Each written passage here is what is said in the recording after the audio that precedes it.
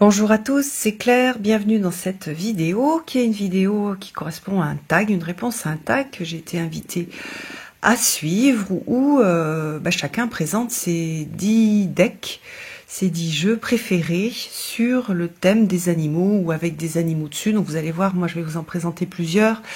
Certains, on a vraiment cette énergie animale, donc d'autres c'est plus des animaux qui vont représenter l'énergie de la carte, sans être forcément en lien avec les significations de l'animal de pouvoir. Donc on va commencer de façon simple avec celui que j'utilise le plus, qui est le petit oracle des animaux de pouvoir. Donc c'est moi qui l'ai créé, donc il y a ce côté j'ai créé un jeu qui me correspond. J'aime bien pour les jeux des animaux avoir des choses simples et puis ajouter en fait l'énergie de l'animal à un tirage ou avoir un animal guide. Et j'aime bien ce format de petites cartes. Donc voilà. Et puis ce sont des animaux européens.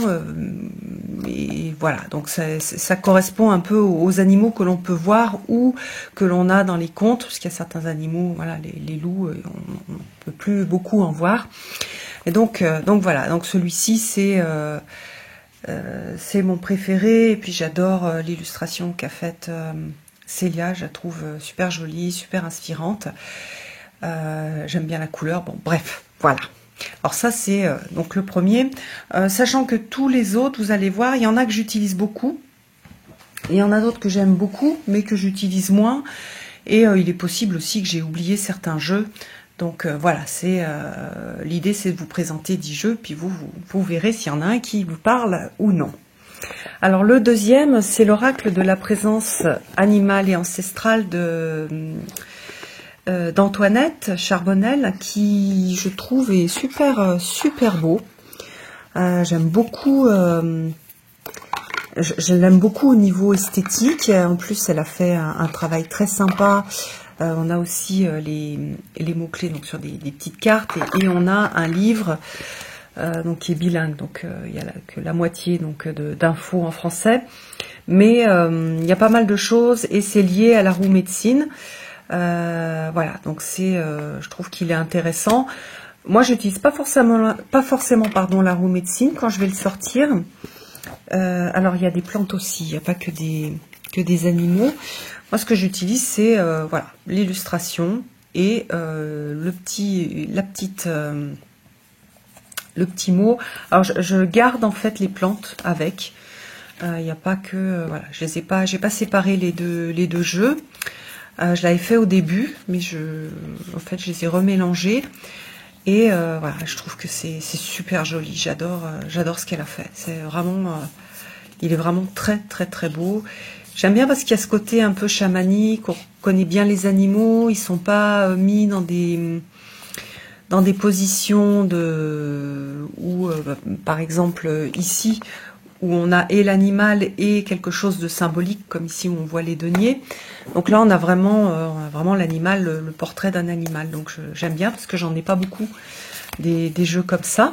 Ça veut pas dire que c'est ce que je préfère, ça veut dire que j'aime bien les deux, mais du coup, celui-là, il répond à ce besoin. Et regardez le dos. Alors ça, c'est la deuxième édition. J'ai aussi la première édition. Mais je pense qu'elle en est toujours à sa deuxième édition, peut-être qu'elle en est à la troisième. En tout cas, si elle est dans la deuxième édition, il faut vite aller voir parce que je pense qu'elle ne doit plus en avoir énormément. Donc ça, c'est un jeu autopublié d'Antoinette Charbonnel. Ensuite, dans les jeux autopubliés, je ne pouvais pas ne pas montrer le jeu de Célia, le tarot renard. Alors, le tarot renard, il est un petit peu différent puisque on a en fait on a des animaux qui sont représentés parfois sous forme vraiment d'animal et la vie de l'animal, mais le plus souvent, on a plus un esprit, je trouve, de fable, de conte de fées, et il a un côté assez rassurant, voilà, qui va faire du bien à l'enfant intérieur. J'adore tout ce qu'elle a fait avec ces petits renards, et très souvent il y a des petites souris aussi. Voilà, il a vraiment ce côté fable de La Fontaine. que j'aime énormément. J'aime beaucoup les couleurs, j'aime la délicatesse des illustrations, on dirait vraiment un livre pour enfants. Et là, on a, alors c'est pas, comment dire, c'est transmis à travers le renard, mais les informations sont des informations du rider. Et donc, on a les animaux qui, au lieu d'avoir, voilà, au lieu d'avoir un personnage, on a un animal, on a un renard ou une petite souris. Donc voilà, pareil, donc il est auto-édité, il est publié, donc vous pouvez le trouver sur le site de Wild Edition. Regardez comme c'est beau. Hop, donc ça c'est le tarot renard. Hop. Je le remets dans sa petite pochette.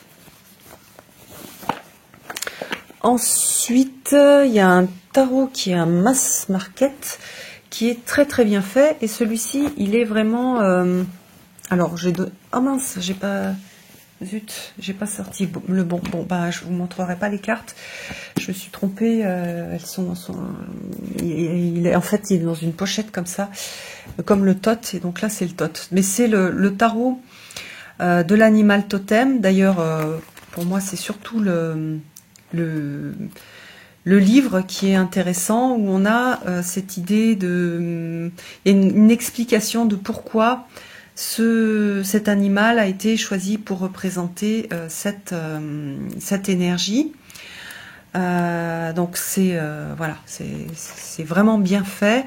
Et on a pour chaque carte, bon là c'est l'atoll, donc c'est pas un animal, et pour chaque carte on va avoir un message, par exemple ici le message du renne, le message du lémur. Ensuite on a une explication. Ensuite, on a la signification pour affaires et carrière, famille et relations, santé, bien-être, et puis des questions de la carte du jour. Donc voilà, je trouve le livre est vraiment bien fait. Les illustrations sont jolies. Attendez, je vais voir si en 2 secondes je peux pas le retrouver. Hop.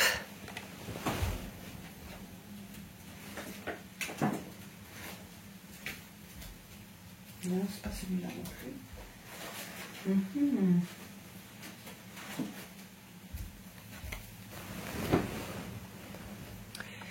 Hop, voilà, c'est bon, je l'ai retrouvé. En plus, il n'est même pas dans la même pochette. C'est que n'importe quoi. Bon, bref, il est dans cette pochette. Voilà le dos. Et voilà les cartes. Ah, tiens, je l'avais remis dans l'ordre. Peut-être pas tout. Ah si. Donc on a très peu de...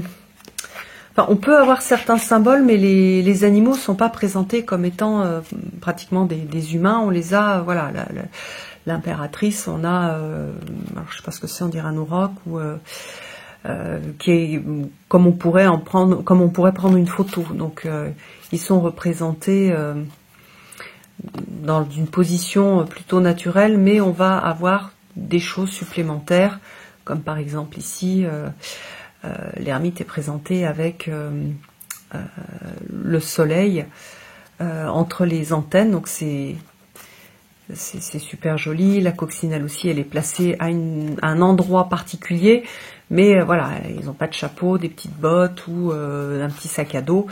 On est sur une représentation assez réaliste de l'animal. Voilà, le jugement, ce sont les reines du Père Noël.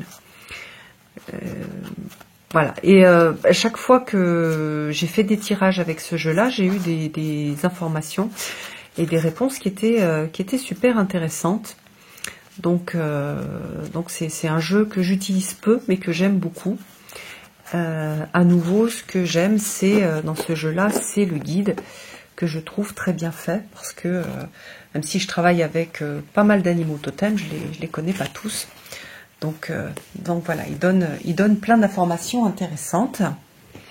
Alors ensuite, le tarot des mondes sauvages et inconnus. Donc là, c'est un tarot. Vous allez voir avec des... Enfin, vous le connaissez peut-être bien. Celui-là, j'ai coupé les bords. Alors on n'a pas que des animaux, mais il y a énormément d'animaux.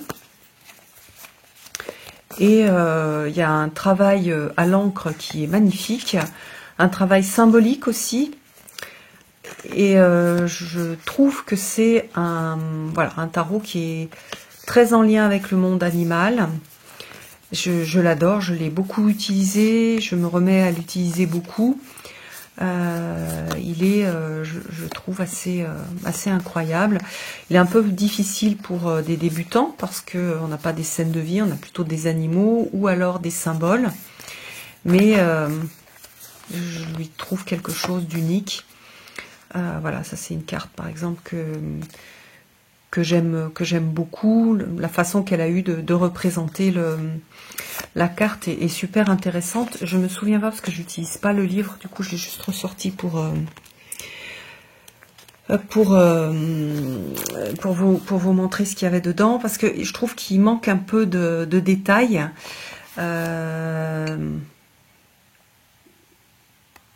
D'accord, donc 6 de bâton, donc on a les mots-clés, victoire, succès, élévation, des branches sombres et emmêlées, émerge un papillon, une nouvelle vie prend son envol. Si vous ne vivez pas la joie du succès, cela ne saurait tarder, pardon. Donc carte de victoire, etc. Donc c'est super simple. En même temps, c'est vrai que là, c'est pas mal, puisqu'elle a quand même expliqué pourquoi elle avait fait cette représentation, que je trouve très profonde. Par rapport au 6 de bâton et de cette idée de succès et de réussite. Il y en a ce papillon coloré qui s'élève au-dessus des broussailles. Voilà, j'aime beaucoup. C'est voilà, je trouve que c'est un jeu qui est très profond. Les cartes de cours sont un petit peu plus complexes. Mais voilà, regardez là, l'étoile comme elle est belle, je pense que c'est une des cartes d'étoiles que je préfère. C'est magnifique. Donc voilà. Alors en plus celui-ci, je l'ai en 3 exemplaires. Un mass market découpé, un mass market pas découpé, et puis celui de collection qui est sorti en auto-publié, qui ressemble beaucoup à celui-ci, mais donc voilà, donc ça c'est celui-ci.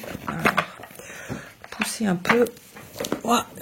Alors ensuite, je vais vous montrer celui-ci parce que c'est celui que j'ai depuis le moins longtemps, qui est tout nouveau. Honnêtement, je l'ai très peu utilisé, mais je le trouve super joli, donc j'utilise plus parce que je le trouve joli et j'aime bien le regarder. Il a un petit côté touchant. On a un peu la même énergie que le tarot de l'animal totem, puisqu'on retrouve des animaux essentiellement, donc pas trop dans des positions humaines. J'aime beaucoup l'écriture au milieu qui est jolie, et la représentation des animaux est super mignonne et touchante. Regardez, donc c'est la carte supplémentaire. J'adore. Donc vous voyez à chaque fois, donc on n'a pas de guidebook, ça j'ai oublié de le dire, on n'a pas de guide, et on voit à chaque fois le nom des animaux qui sont représentés. Voilà, donc là on a le bélier, la girafe, voilà, il y a le nom de l'animal en anglais, mais c'est tout. Donc quand on n'a pas l'habitude de travailler avec les animaux totems ou les animaux on va dire de pouvoir, le mieux c'est quand même de prendre ce type de jeu avec un gros livre qui permet de vous expliquer comment travailler avec. Par contre, si vous connaissez déjà, voilà, c'est vraiment un très très joli jeu. Mais aussi, ce que j'aime moins, c'est qu'on a des animaux qui ne sont pas des animaux de chez nous. Et moi, comme je travaille beaucoup sur cette notion de territoire et puis de vie de mes ancêtres, je vais toujours chercher plutôt des jeux. En tout cas, je vais plus utiliser des jeux avec des animaux... voilà, des animaux que moi je côtoie ou que mes ancêtres ont côtoyés. Donc ça, c'est un auto-publié que l'on m'a offert, que mon chéri m'a offert, mais du coup, bah, je peux... Ah si, il y avait un petit guidebook. Il y en a même deux. Un pour les majeurs et un pour les mineurs. Bah, j'ai même pas utilisé.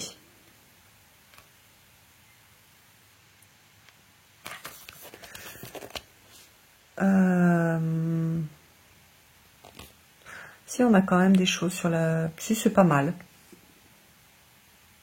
Il y a moins de détails, bien sûr, mais au moins c'est résumé. Mais par contre, c'est en anglais. Alors, je sais pas où on le trouve, parce que, à nouveau, c'est un cadeau, donc j'ai pas... Hop, je sais pas où mon chéri l'a trouvé. Peut-être sur Etsy. Voilà. Alors ensuite, qu'est-ce que je vais vous montrer? Je vais vous montrer... Hop là. Un tarot qui va, je pense, passer en mass market. Ça, c'est la version collector, la version de l'artiste. C'est le tarot Orience. Je crois qu'il y a un PDF avec, mais je suis pas sûre. En tout cas, il n'y a pas de guide dans la boîte. C'est un tarot qui est magnifique. Il a vraiment quelque chose de spécial au niveau esthétique. J'adore la qualité des cartes aussi.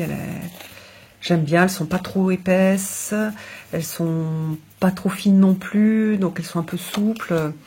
Il y a vraiment une jolie qualité de carton. Et puis, regardez comme c'est beau. C'est vraiment...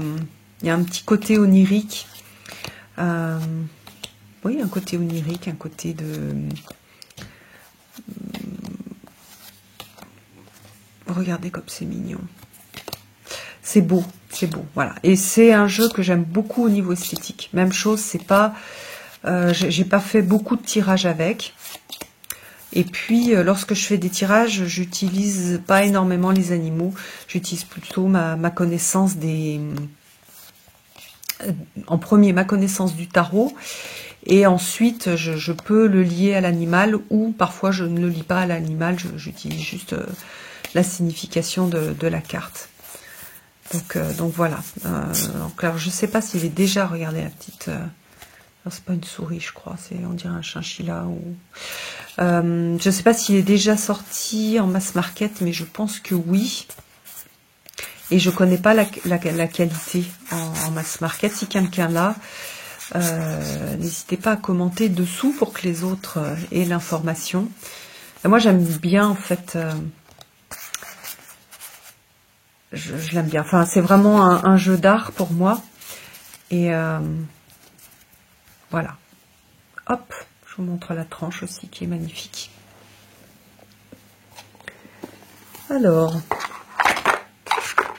je trouve sympa d'avoir les jeux directement des créateurs. Ensuite, un tarot.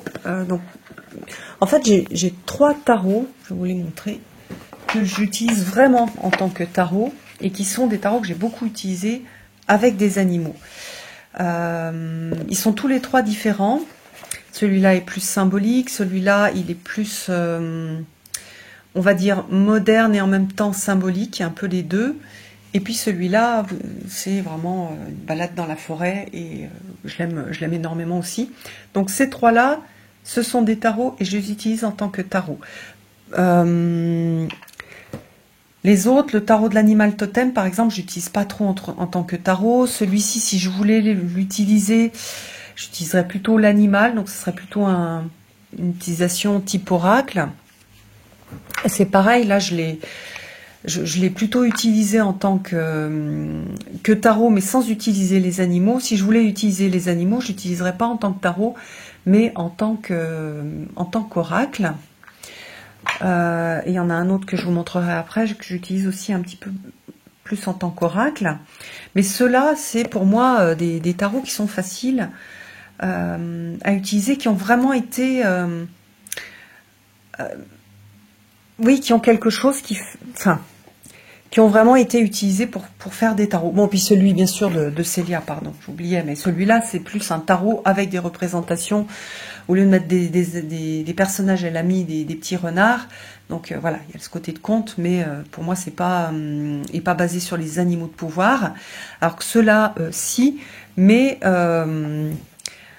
voilà, avec une différence d'énergie.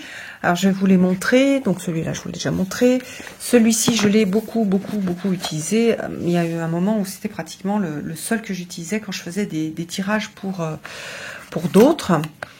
D'abord, j'adore le livre. Il y a plein de choses dans le livre. Donc c'est un auto-publié. Je ne sais pas s'il est encore édité. Je pense que oui. Donc vous voyez, à chaque fois, par exemple là, la grande prêtresse, il y a un petit titre. Et puis, il y a l'explication, il y a le message, d'autres significations inverses, après les symboles, un lien avec une planète, avec une pierre, et puis matière à réflexion. Donc, je l'ai pas mal utilisé donc, pour faire des tirages pour d'autres personnes, mais aussi pour moi, avec donc la partie où on a des questions que je trouve bien, qui est en fait une partie un petit peu shadow work, ou une partie de travail personnel. Par exemple, ici, c'est pas du shadow work, c'est faire un tableau de vision avec des images qui représentent toutes les choses que j'ai accomplies, pour me rappeler tout ce que j'ai été capable de faire. Voilà, donc pour être un petit peu fière de moi. Voilà, donc il y a ces activités qui sont proposées. Donc ça peut être un tarot pour faire de la divination, ça peut être un tarot pour faire du travail personnel, de développement personnel, ou comme on a des liens avec des pierres, des cristaux et des signes astrologiques, on peut aussi faire un travail magique. Voilà. Alors je vais vous le montrer. Il a un côté aussi comme le tarot des mondes sauvages et inconnus, mais tarot des mondes sauvages et inconnus, il y a peu de choses, peu de symboles, c'est plutôt les représentations, les positionnements des animaux et des symboles qui va donner la signification. Mais il fait plus naturel, celui-là, il fait plus, oui, il fait plus symbolique. Vous voyez qu'il y a aussi d'autres symboles. On retrouve, voilà, là on retrouve bien le rider, hein, ce sont des bases de rider. Ici on a la grande prêtresse avec la main et l'œil, la chouette qui représente la sagesse. Donc on a, voilà, on n'a pas que des animaux, on a des éléments naturels, on a aussi des symboles. Mais pour moi c'est quand même voilà, on n'a pas de personne, donc c'est il est énormément axé sur les animaux et le symbole qu'il peut y avoir derrière les énergies que portent certains animaux. Oui, bon, ici là on a le Père Ciel. Il a un petit côté alchimique aussi, il fait plus magique celui-ci. Je le trouve magnifique. D'ailleurs, j'ai envie de ressortir. Elle avait fait alors c'est pas un Lenormand, mais c'est un petit jeu type Lenormand que je trouve aussi super joli. Je pense que je vais ressortir les deux jeux pour faire des tirages. Regardez le fou. C'est une licorne.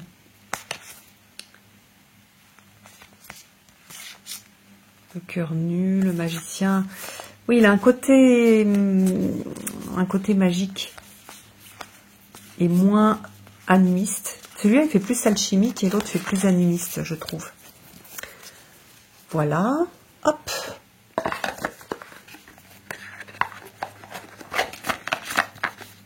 Puis on peut travailler avec les cristaux en mettant des cristaux sur ce symbole. Hop. Il y a pas mal d'activités qui sont proposées. Ensuite, alors celui que j'utilise le plus avec celui-là en ce moment, c'est je vous l'ai déjà montré, le Three Trees Tarot Oak, Ash and Thorn, donc qui est un jeu auto-publié, qui est très beau, et qui me donne chaque fois l'impression d'aller me promener dans la forêt, même s'il n'y a pas que des scènes de forêt. Il suit le rider, il est très doux, et j'ai beaucoup accroché à ce jeu, alors que je pensais que j'allais pas forcément avoir envie de l'utiliser. Mais je fais en ce moment de très jolis tirages avec. C'est un jeu qui est... Alors, il a l'air doux, mais il n'est pas si doux que ça. C'est-à-dire, si les représentations sont jolies, il y a ce côté, ce lien à la nature que j'aime énormément. Mais il va transmettre des messages de façon assez claire, même si je pense peut-être que pour des débutants, ça peut être un jeu un peu plus compliqué qu'un Rider-Waite classique. Et là, ouais, je l'adore. Alors j'ai hésité à prendre...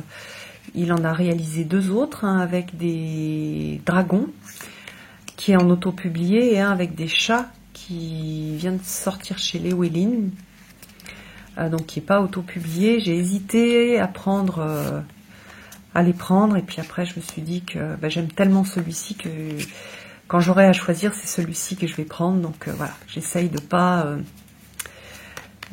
acheter... voilà, d'abord bien utiliser celui-là, et après, si j'en ai encore envie, dans 6 mois, je reverrai je me reposerai la question. Regardez l'hiérophant comme la carte est belle. J'aime beaucoup la palette de couleurs. Tous ces tons de marron, d'orange, avec un petit peu parfois de bleu. Il a vraiment... il a quelque chose, voilà, je trouve, qui est particulier. Les représentations sont superbes. Donc en fait, c'est un jeu qui a été dessiné par Adam Eudler, mais il a été en fait conçu par Stephanie Burrows, qui a dû lui donner les indications pour réaliser les cartes, parce que je pense pas qu'Adam Eudler soit un cartomancien. Donc voilà, c'est une belle collaboration que j'apprécie beaucoup. Hop. Alors, ça fait plusieurs fois que je vous montre celui-ci, parce que je l'utilise pas mal. Et puis le dernier que je vais vous montrer, c'est ce jeu-là que j'ai depuis un petit moment, que j'adore au niveau esthétique. Et je trouve aussi très sympa, je trouve le guide aussi très sympa. Alors je vous montre, là on est plus dans des couleurs pastel. Je vous montre le dos qui est très beau. Voilà, on est dans des couleurs pastel. On a l'explication du lien entre la carte de tarot et la représentation et l'animal qui a été choisi. Et je l'aime beaucoup. Je l'ai pas mal utilisé en fait. Je suis en train de me dire que si, il y a un moment, je l'utilisais pas mal. Et c'est vrai que quand j'utilisais les deux. J'utilisais et l'animal et le tarot. Mais il me fait pas la même impression que celui-ci, où il y a des choses qui se passent sur la carte. Là, on a juste l'oiseau qui est, enfin l'oiseau, l'animal qui est présenté. Donc bon, ça fait pas, donne pas la même impression. Mais il est particulièrement bien fait, et le guide est très bien fait. Alors là, moi, je l'ai en anglais. Je sais pas s'il a été publié et traduit en français. J'en sais rien. Faudrait regarder. Même chose, si quelqu'un l'a en français ou l'a vu en français, vous pouvez commenter dessous pour donner les indications aux autres. Donc on a à chaque fois quelques mots-clés, donc là 4 mots-clés, une description de la carte, pourquoi est-ce que cet animal est associé à cette énergie de tarot, et un petit message. Et je pense que c'est le premier tarot ou oracle avec des animaux de pouvoir que j'ai utilisé de façon, on va dire, intensive, ou en tout cas que je n'ai pas juste gardé pour la beauté des cartes, mais avec lequel j'ai pu faire des tirages assez sympas. Donc voilà, il y a une belle écriture de Dawn Brunk, et puis les illustrations c'est de Ola Liola. Donc voilà pour cette présentation, j'espère que ça vous a plu, je vous embrasse tous et je vous donne rendez-vous pour une prochaine vidéo, à bientôt.